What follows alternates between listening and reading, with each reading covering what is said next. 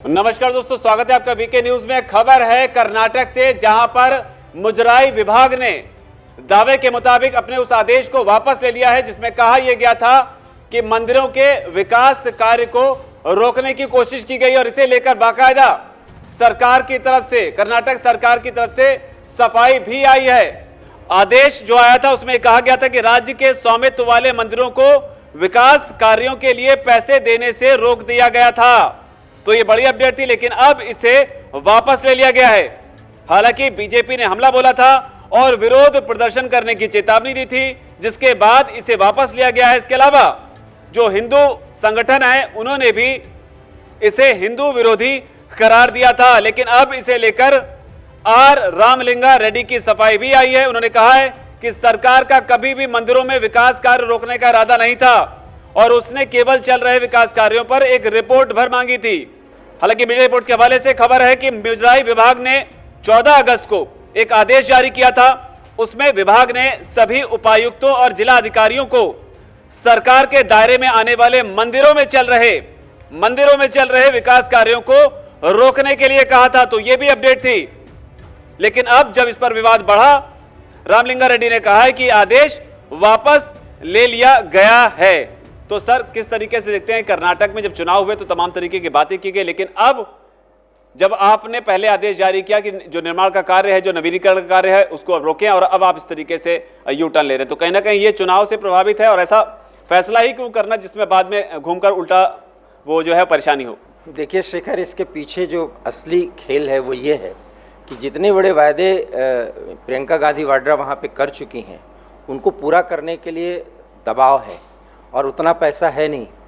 अगर वो उस पर खर्च करेंगे तो और मदों में किए जाने वाले खर्चों में कटौती करनी होगी। विधायक जो है वो मुख्यमंत्री और डिप्टी सीएम के पास आ रहे हैं, वो कहते हैं कि हमको अपने निधि से पैसा दीजिए, हमको अपने क्षेत्रों में विकास करने का दबाव है। क्योंकि आने वाले चुनाव में, जो लोकसभा का चुनाव होने वाला है, कर्नाटक में कांग्रेस को मुश्किलों का सामना करना पड़ सकता है। ये विधायकों ने इनपुट दिया था, अभी 1-1.5 महीने पहले इस खबर की चर्चा भी हुई थी।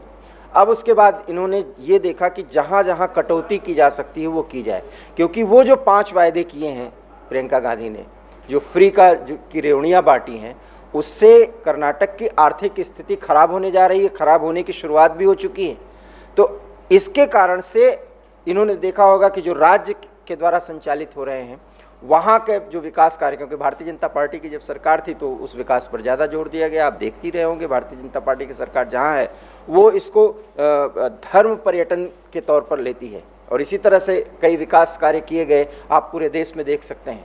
उदाहरण है राम मंदिर का, उदाहरण है यहाँ का काशी कॉरिडोर का, काशी विश्वनाथ कॉरिडोर का, इधर महाकाल कॉरिडोर का। इसी तरह से वहाँ पर भी विकास कार्य किया जा रहा था पिछली सरकार में, लेकिन उसके पैसे पर भी, क्योंकि जानते थे कि हिंदू संगठन विरोध करेंगे, भारतीय जनता पार्टी विरोध करेगी, क्योंकि अभी तो कुछ दिन पहले ही सरकार से हटे हैं, उनको मालूम है। और ऐसे ही सशक्त विपक्ष होना चाहिए कि कहाँ ये क्या सरकार करने जा रही।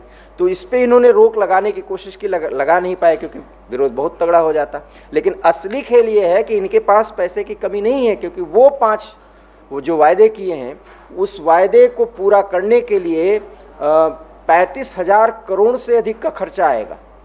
कहाँ से और कर्नाटक जो है विकास के रास्ते पर बढ़ चला था, लेकिन फ्री की रेवड़ियाँ बांटने के चक्कर में वायदे तो हो गए, अब ये मुश्किलों में है और विधायकों की नाराजगी भी सामने आने वाली है। इस खबर के माध्यम से मैं आपको ये भी जानकारी दे रहा हूँ कि बहुत जल्दी विधायक ये कहेंगे कि हम अपने क्षेत्र में जाके लोगों को क्या जवाब दें, क्योंकि आप तो हमको फंड ही नहीं रिलीज़ कर रहे हो। वो कह रहे हैं अभी हम फंड नहीं रिलीज़ कर सकते, क्योंकि जो वायदे किए हैं हमको उसको पूरा करना है, क्योंकि जनता से वायदे किए हैं, फिर हम अलोकप्रिय हो जाएंगे। कुल मिला के कर्नाटक की सरकार बहुत मुश्किलों में आने वाली है, लेकिन अभी थोड़ा समय लगेगा।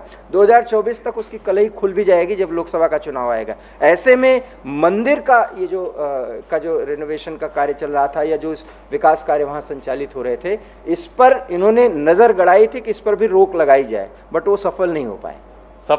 तो कुल मिलाकर यही है कि ऐसे वादे ही क्यों करना जिसके लिए आपके पास में रोड मैप ना हो। हालांकि मंदिरों को लेकर इन्होंने इस तरह का नोटिफिकेशन जारी किया था, लेकिन जब मामला उल्टा पड़ता दिखा तो उस पर इन्होंने यू टर्न ले लिया। अब ये यूटर्न जो है ये बीजेपी के दबाव की वजह से, हिंदू संगठनों के दबाव की वजह से है, या इनको ये समझने में भी वक्त लग गया कि शायद इसका असर जो है 2024 के चुनाव पर भी हो सकता है, क्योंकि लगातार अलग अलग राज्यों में हिंदुओं को लेकर कांग्रेस भी काफी एक्टिव होती जा रही है। फिलहाल आपको इस खबर पर क्या लगता है, जो भी आपकी राय हो उसे आकर कमेंट सेक्शन में उसे आप जरूर लिखें। धन्यवाद। वीके न्यूज, राष्ट्र के नाम।